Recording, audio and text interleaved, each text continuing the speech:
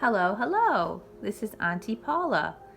I'm going to read a book about another cat today called Dewey, There's a Cat in the Library, written by Vicki Myron and Bret Witter. It's illustrated by Steve James.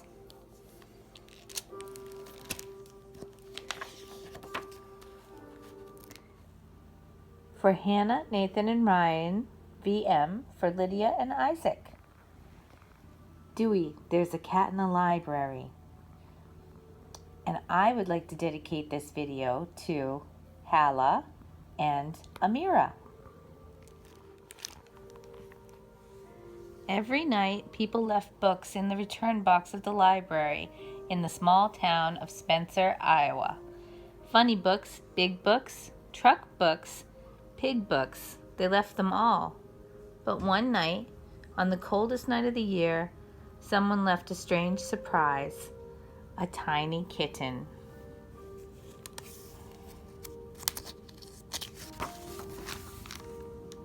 Aww. When Vicki, the librarian, found him the next morning, the kitten was cold and scared and very, very dirty.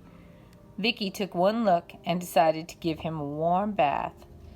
The kitten went into the sink, brown and crying, but he came out orange and purring. "I'm going to keep you," said Vicki, who already loved him. "We'll name you Dewey Read More Books. You can live here and be our library cat." Excuse me.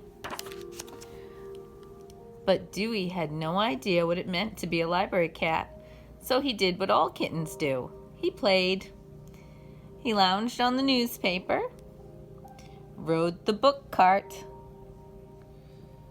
and knocked pens to the floor. He goofed around with Marty Mouse, snooped in every open drawer, and always found at least one rubber band. But what Dewey loved most of all was people. Tall ones, round ones, quiet ones, loud ones. The little ones, however, surprised him, and not always in a good way. "Look, Nathan," said his mommy, "there's a cat in the library." Nathan bent down and said, "Hi, Hooey, Dewey, Ukes." "No," said his sister Hannah, "it's Dewey Read More Books." Dewey squirmed. The boy was petting him in the wrong direction. Dewey loved to be petted, but he hated being petted in the wrong direction.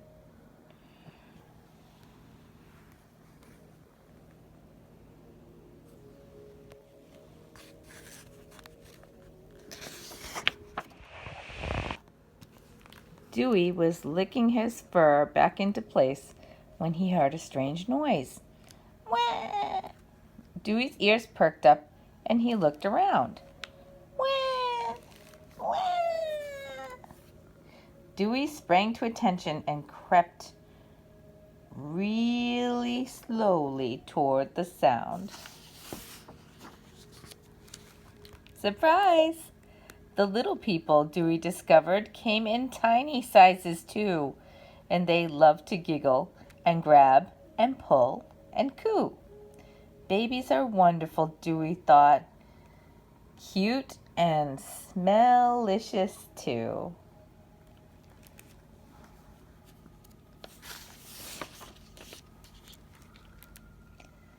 A few days later, Dewey went exploring and discovered in a secret room the most exciting thing he had ever seen. Children's Story Hour. Wowzy whiskers, this looks fun, Dewey thought, as he pushed into the room with his nose. Someone shouted, "There's a cat in the library!" Dewey froze. Well, there's the library lady reading books, just like me.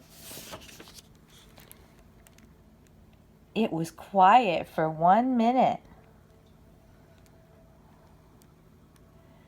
Then everything went wild.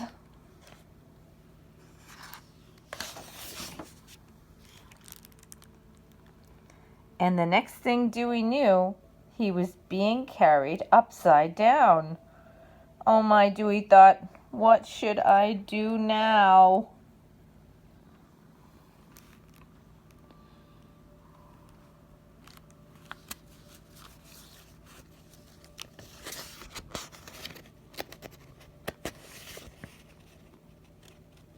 Oh, and the page is a little sticky.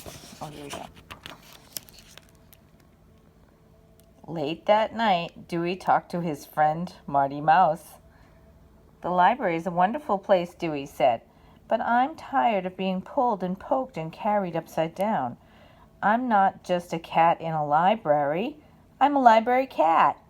A library cat helps people, I think, and I'm 92% convinced that that's the reason I'm around. Marty Mouse didn't say anything.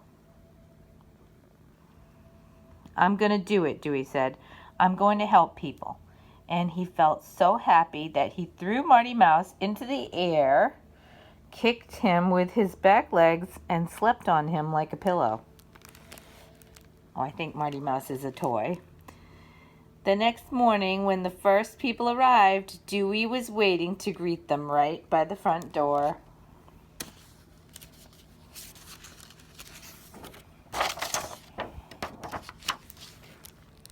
All morning, Dewey acted like a library cat. He read with the mommies and grandmas. He helped the daddies work.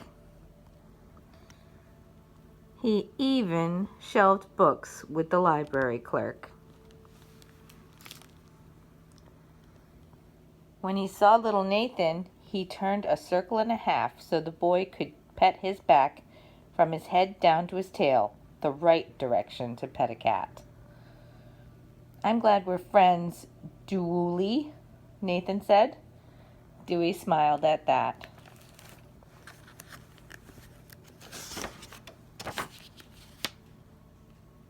By lunchtime, Dewey was worn out, so he found a good box. First, he put his front paws inside, then his belly. He squished his back end down, wiggled around until he was all the way in, and closed his eyes. There's an orange muffin in the library, a girl giggled. He looks like a muffin.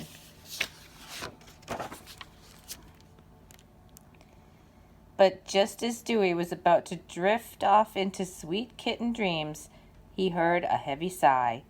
His eyes popped open and he saw a girl on the other side of the library. A sad little girl reading very quietly all by herself. He climbed up close and stared at her. She looked the other way. He sniffed her hand. She wouldn't play. He knocked her mittens to the floor. She let them stay. Then he saw her jacket and had his best idea yet.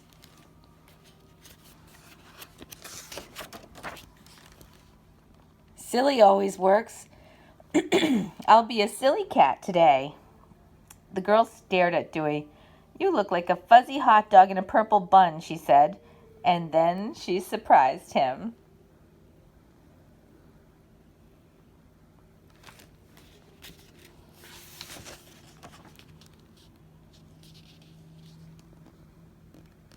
She laughed right out loud.